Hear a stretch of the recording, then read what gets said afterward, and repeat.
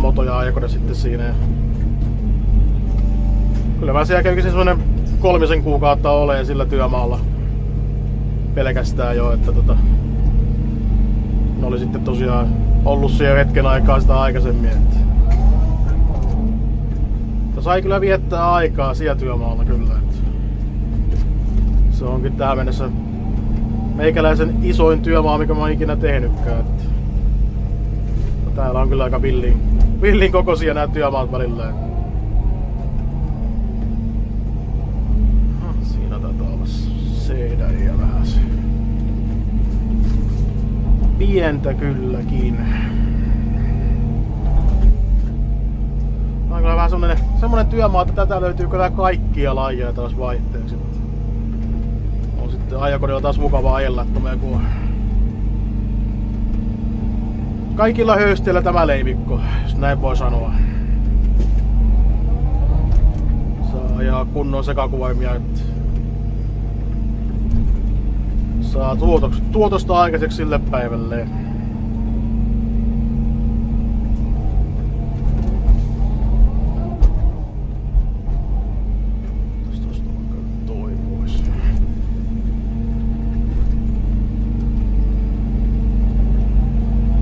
Joo, tämmöstä simppeliä touhuamista tässä näin.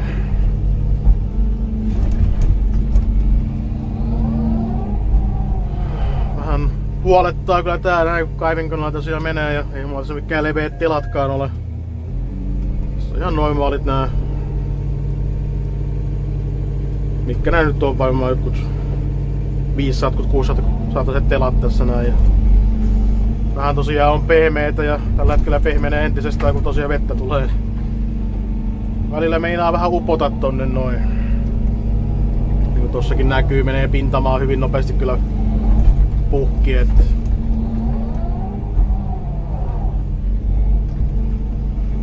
Mutta kyllä tässä selvitään varmasti.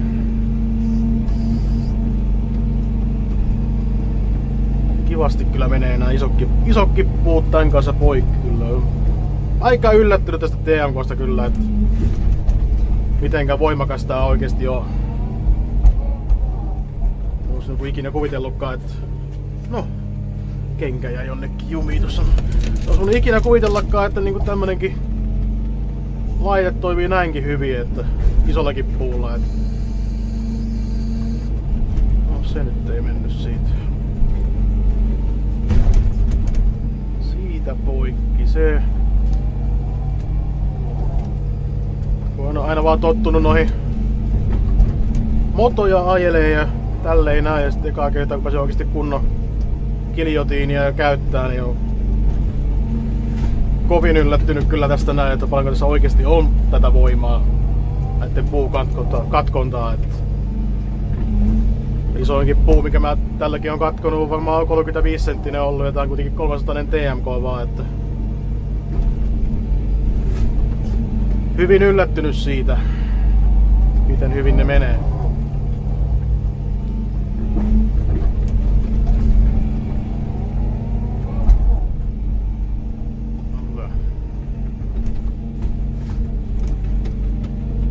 Tässä mieli lepää, kun näkee työnsä tuloksen aina saman tien, kun kääntyy takaisin taaksepäin, laittaa puun tänne näin.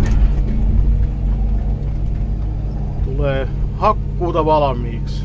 Hyvää tahtia. On työkaverilla mennyt koneikki taas vaihteeksi. Niillä vähän jotain ongelmaa olikin eilen.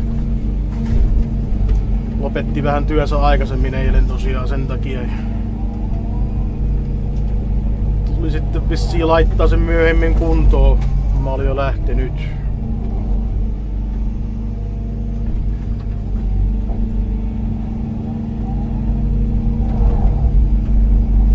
No, se meni sinne näköjään.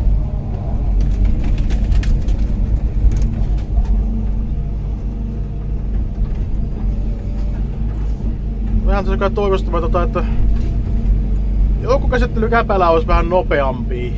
Mä oon TMK-videota kattellut kovasti, että miten se toimii niillä. Ja niissä se tuntuu olevan niin saatanan nopea. Mutta tässä kyllä niinku saa oikein odottamalla odottaa, että se aukeaa. Kiinni se menee kyllä ihan suht nopeasti, mutta aukeaminen on vähän hidas kyllä.